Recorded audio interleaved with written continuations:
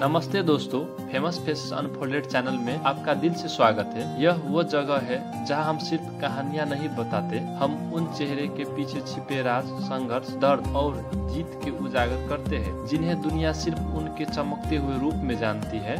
आज का एपिसोड खास है क्योंकि आज हम बात करने जा रहे हैं एक ऐसा इंसान की जिसकी आवाज, जिनकी आंखें और जिनकी मौजूदगी पूरे भारतीय सिनेमा के एक नई पहचान दे गई। एक ऐसा नाम जिसने जिंदगी की हर ठोकर को सीढ़ी बनाया, हर नाकामी को ताकत में बदला और हर गिरावट के बाद पहले से भी ऊंचा उठकर दुनिया को चौंका दिया। दोस्तों तैयार हो जाइए, आज हम बोलने वाले हैं सदी की महानायक अमिताभ बच्चन की अनसुनी, अनदेखी और अनकही कहानी। तो चलिए शुरू करते हैं। अमिताभ बच्चन का जन्म 11 अक्टूबर 1942 के इस्लामाबाद, वर्तमान में प्रयागराज में हुआ था। उनका परिवार उत्तर भारत के प्रतिष्ठित बुद्धिजीवी वर्ग से था। आजादी की लड़ाई अपने उफान पर थी और उनके पिता महान कवि हरिवंश राय बच्चन ने तय किया था कि बेटा का नाम होगा इनकलाब।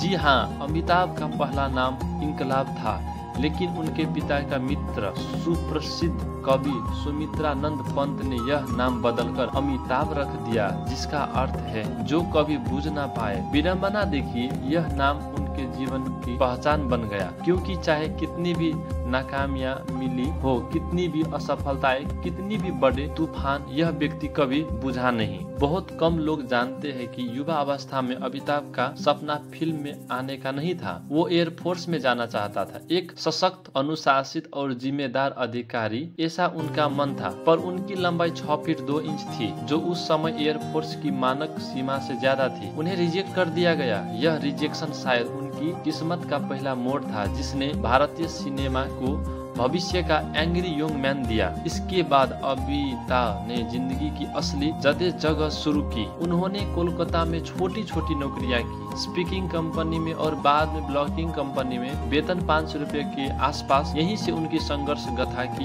ईंट रखी गई। कोई सोच भी नहीं सकता था कि एक दिन यही आदमी दुनिया के सबसे सम्मानित अभिनेताओं की सूची में सम्मिलित होगा। मुंबई आए तो हर दफ्तर, हर स्टूडियो, हर प्रोड्यूसर के दिमाग में एक ही सवाल, ये हीरो लगेगा? उन्हें कहा गया इतने लंबे, दुबले, पतले लोग हीरो नहीं बनते। उनकी आवाज पर भी तांज कसा गया। ये भारी आवाज फिल्म के लिए ठीक नहीं, रेडियो में भी जगह नहीं मिलेगी। और बाकाई रेडियो ने उन्हें रिजेक्ट कर दिया। सोचिए, जिस आवाज के आज भारत की सबसे प्रतिष्ठित आवाजों में गिना जाता है, उसे कभी किसी ने काम देने से मना कर दिया था। फिल्में मिलने लगी, लेकिन एक और दर्दनाक सच्चाई सामने आई। लगातार 12 फिल्म फ्लॉप हो गई। एक नवयुवक जो सपने के शहर में उम्मीद लेकर आया था, उसकी फिल्में पर ताला लग गया। इंडस्ट्री ने धीरे धीरे उनसे दूरी बनाना शुरू कर दी। लोग कहते इसमें कुछ नहीं है, हीरो जैसा कुछ भी नहीं, बस घर जाओ। लेकिन अमिताभ वो इंसान थे जिनके नाम में ही लिखा था जो बूझ ना पाए। और फिर 1973 में आई जंजीर, एक रोल जिसे पहले राजेश खन्ना के ऑफर किया गया था, पर उन्होंने ठुकरा दिया। कई एक्टर्स ने मना किया, लेकिन अमिताभ के लिए मौका, और यहीं से जन्म हुआ एंग्री यंग मैन का। उनके अंदर जो दर्द था, जो दबा हुआ गुस्सा था, जो संघर्ष की आग थी, वो कैमरे पर इतनी सच्चाई से उतरी कि दर्शकों ने उन्हें स्वीकार ही नहीं किया, बल्कि दिल में बसा लिया। फिर वो हादसा जिसे पूरे भारत कभी नहीं भूलेगा। 1982 फिल्म कुल्ली की शूटिंग, एक फाइट सीने में पुनीत ईश्वर की पंच के बाद अमिताभ टेबल पर गिरे और उनका लीवर फट गया। डॉक्टर ने कहा 3 घंटे में मौत हो सकती है। पूरा देश प्रार्थना में खड़ा हो गया। लोग अस्पताल के बाहर दिन रात रोते रहे। मस्जिद, मंदिर, गुरुद्वारे में सिर्फ एक ही नाम था, अमिताभ को बचा लो। उनकी माँ बेहोश हो गई, परिवार टूट चुका था, लेकिन अमिताभ बच गया। यह उनके जीवन का दूसरा जन्म था। शायद दुनिया को अभी उनसे बहुत कुछ लेना बाकी था। जब सब ठीक होते होते जिंदगी ने एक और करवट ली। राजनीति में आए, इलाहाबाद से जीते भी, पर वेफरेस विवाद में उनका नाम घसीटा गया, जबकि बाद में वो पूरी तरह बेगुनाह साबित हुए। लेकिन इस झूठे आरोप ने उन्हें अंदर तक हिला दिया। वो कहते हैं, राजनीति मेरे लिए जहर थी। उन्होंने राजनीति छोड़ दी, उनका करियर डगमगाने लगा। 90 के दशक में वो आर्थिक रूप से पूरी तरह टूट गया। उनकी कंपनी ABCL फ्लॉप हो गई। वो कर्ज में डूब गया। टैक्स डिपार्टमेंट ने नोटिस भेजा और उनके पास इतना पैसा भी नहीं था कि घर की बिल भर सके। यह वही आदमी था जिसने करोड़ों कमाया थे, जो भारत की जान था। वो उस दौर में अपने बच्चे की पढ़ाई तक के लिए परेशान था। लेकिन टूटना शायद उनकी किस्मत में था ही नहीं। सोनी टीवी ने उन्हें कौन बनेगा करोड़पति ऑफर किया। उस समय कहा गया फिल्म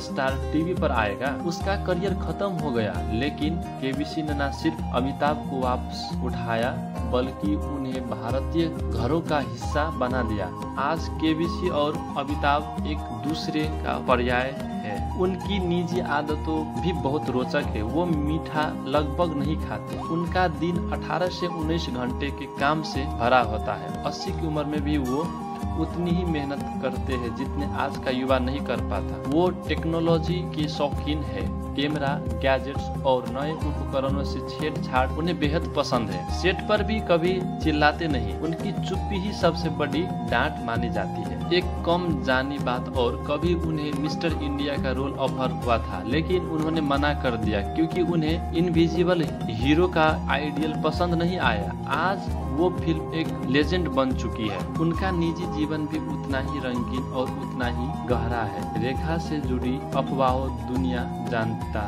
है, लेकिन अमिताभ बच्चन ने कभी सार्वजनिक रूप से इस पर कुछ नहीं कहा। जया बच्चन हर संघर्ष में उनके साथ खड़ी रही। जब वो अस्पताल में मौत से लड़ रहे थे, जब राजनीतिक ने उन्हें झकझोर, जब आर्थिक संकट ने उन्हें गिरा दिया, जया हमेशा उनके साथ थी। अभिषेक बच्चन का जन्म समय से पहले हुआ था। डॉक्टर ने कहा था कि उनका बचना मुश्किल है, लेकिन वो बच गया, बिल्कुल अपने पिता की तरह। अमिताभ बच्चन का जीवन सिखाता है कि असफलता अंत नहीं है।